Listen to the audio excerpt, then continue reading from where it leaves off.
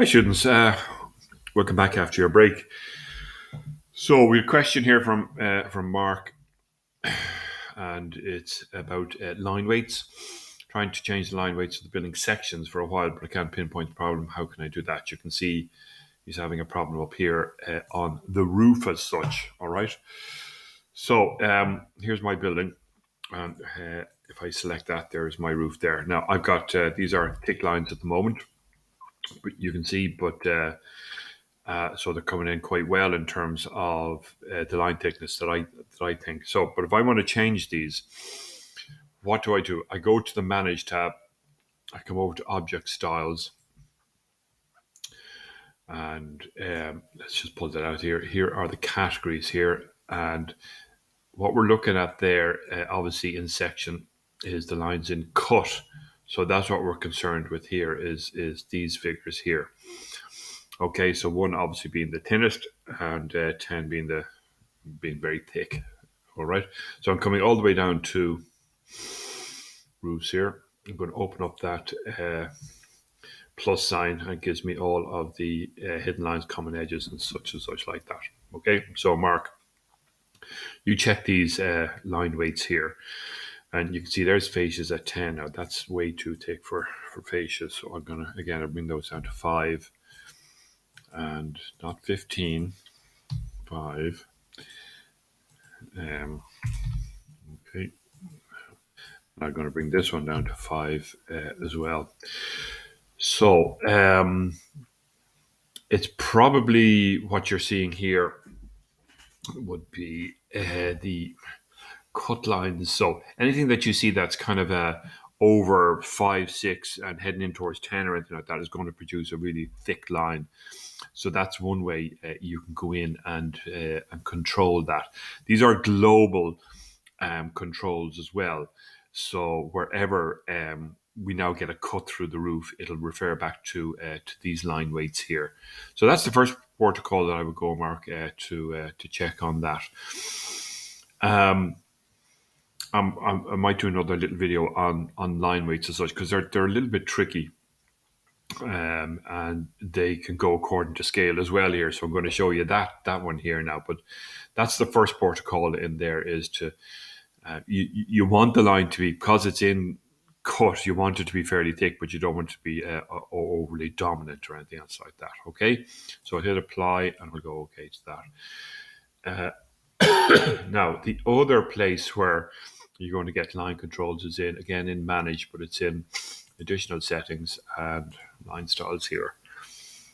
Okay, let's just pull these out and extend those out over there.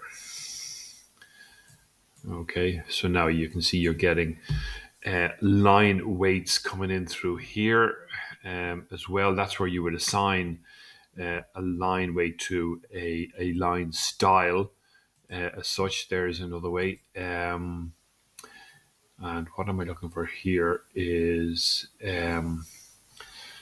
line weights. So if we pop in there, all right. Now, this is always a tricky one. And I don't, to be honest with you, I don't like messing around with this.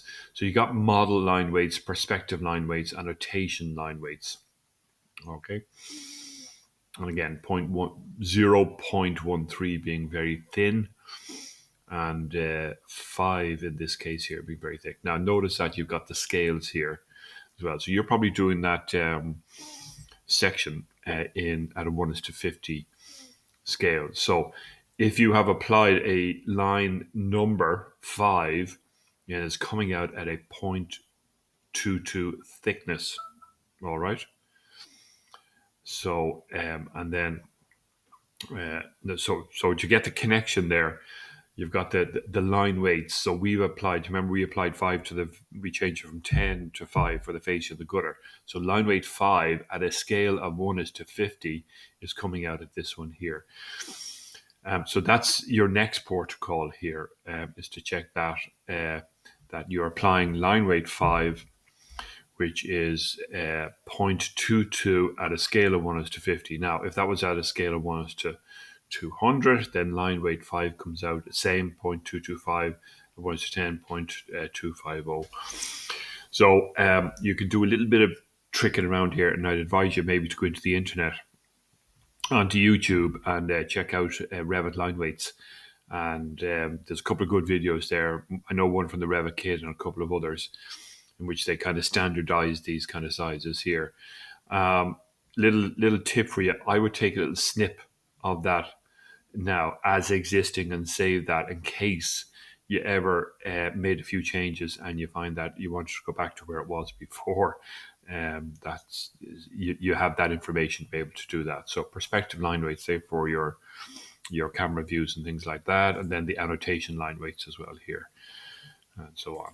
Okay, so it's generally a connection between these numbers here, which are applied via manage object styles. Okay, so here's the category, and here is the line weight size. This is a bit of a pain in 2013. It keeps reverting back to there in cut. Okay, projection, that would be elevation, but in cut here. So again, if we come all the way back down to roofs, you can see now I've got 5 3s, 5 5 5 5s, and depending on what scale it is, you go back to your line weights chart and you find out what size that is. So that's you'll find the problem in and around one of those two sections there.